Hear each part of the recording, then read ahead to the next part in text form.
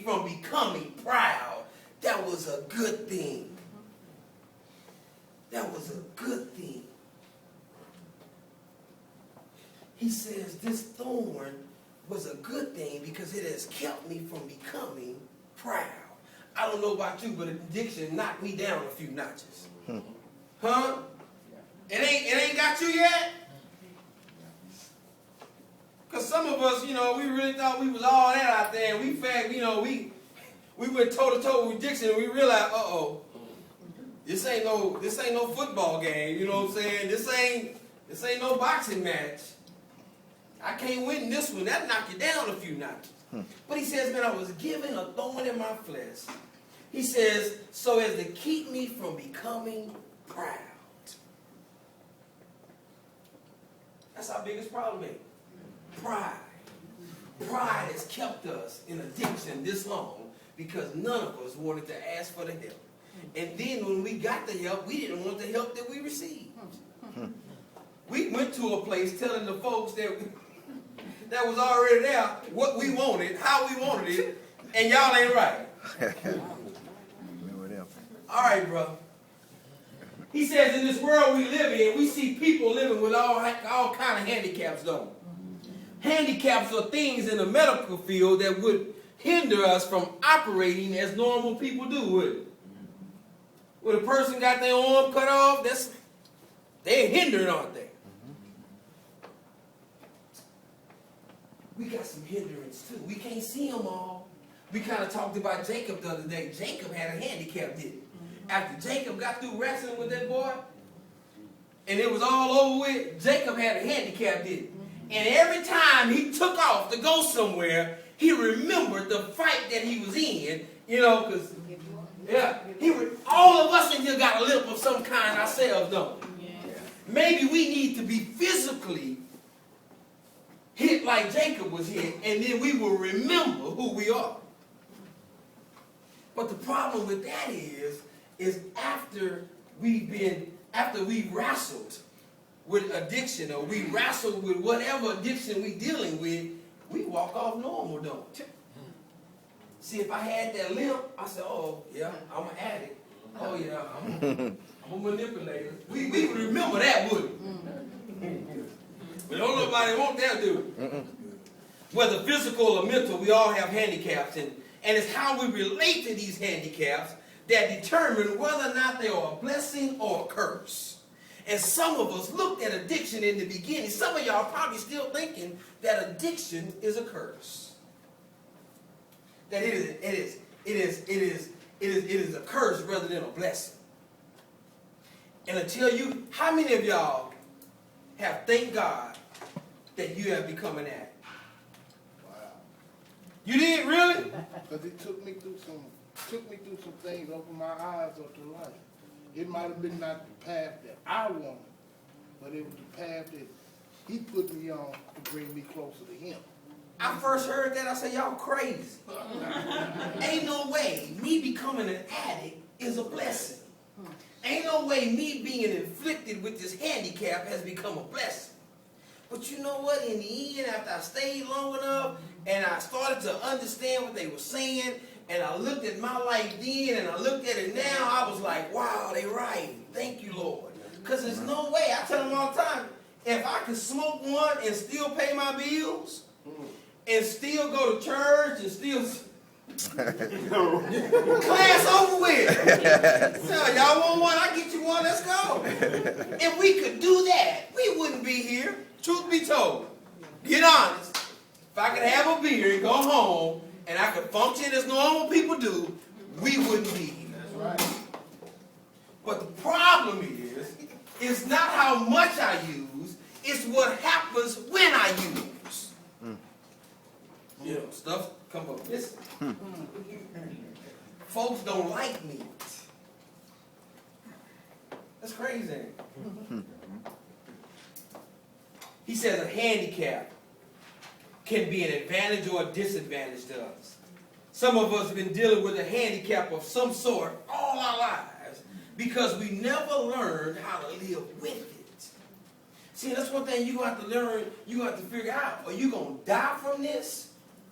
Are you gonna allow this handicap to take you out, or are you gonna learn how to live with this handicap? Because I can tell you this, we can live with it. You can learn how to live with addiction. This is some things you got to do.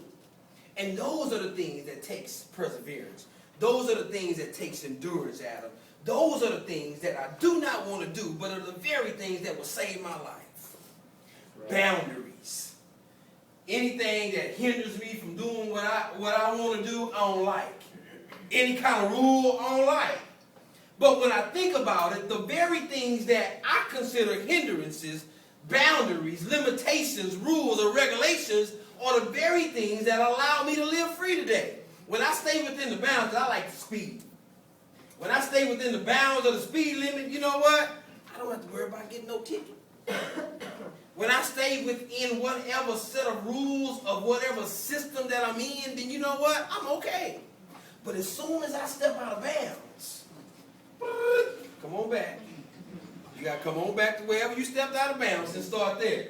Have some of y'all noticed you keep returning to the last place you stepped out of bounds at? That was no extra just do it. Nothing to do with nothing. He says, what's your handicap that you refuse to deal with? And then look at that thing and see, is that becoming an advantage or a disadvantage for you? Number one, he says, without practicing the spiritual principles of patience, there is no patience. You may have a problem. Without practicing the spiritual principles of patience, there is no perseverance or staying power. Okay. Confused myself. I think I did right this. Without practicing the spiritual principle of patience. Oh, shoot. That's a big one, ain't it? How many of y'all good at patience? Huh? Why we keep asking for it then? You are said? I am now. Huh? Since when? Nah, I just took you home now, man. I had to learn it, Jerry. You had to learn it? Yeah. I'm still learning. That's a big one. Yeah. But without patience, see, when I can learn to practice some patience, patience allows me to slow down. Patience allows me to think before I act. I don't know about you, I'm used to acting off of impulse. And I think it was Rick Warren, one of these guys says that impulse is okay in a child, but it's dangerous or disastrous for a man. When we stop, when we don't stop and start thinking things through, and we just start making decisions, check this out, off of how I feel, I always usually make bad decisions. When he says, if there is no perseverance, then without patience, there's no perseverance and there's no staying power. And that's something that we got to get, is some staying power. We don't never get anywhere long enough to sit down to get what we need from the place that we came to. Whatever it is, if it's a relationship, if I think that thing is going to go bad, I'm gone. I ain't staying nowhere. If I'm on a job and they ain't doing what I think, I'm gone. We never develop any staying power. And that staying power allows me or teaches me how to develop some perseverance. That just says everything is not going to always go your way. Right. And if you stay or stick around long enough, things just may get better. But the problem is we don't even know that, because as soon as it doesn't go to my liking, I'm gone, Mom. Not knowing that thing was only going to last a minute or an hour or 2 days, but I done left. So he says, 2 Timothy 2:3 says, endure suffering along with me as a good soldier of Christ. One thing he was letting us know is that you're not alone. That the endurance that you're going to have to take on is going to take a team effort. Remember, this thing is about some courage, and every now and then I lose mine. So I need some people to come along with me and encourage me along the way. The literature says that we need at least that one person that believes in me and my recovery. It's gonna get rough, y'all, for both sides. That's why these ladies meet every other week. Man, they got the concept. We the ones missing it. I snuck up on them one night. They was out somewhere. I think they was in K&G shopping. Probably wasn't supposed to be in there shopping and just come from eating. But you know what they were doing? They were fellowshipping. They was hanging out. They was sharing. They was having a good time. They got the concept. I said, where your husbands at? They're home. They need to get what they got. We don't want to do that. But we do that to keep each other encouraged, because along this road, it's going to get rough. Remember, this road is not for the faint of heart. You're going to be in trouble, because you're going to have a whole bunch of weak days. You're going to have a whole bunch of weak moments. But remember, they can be worked through.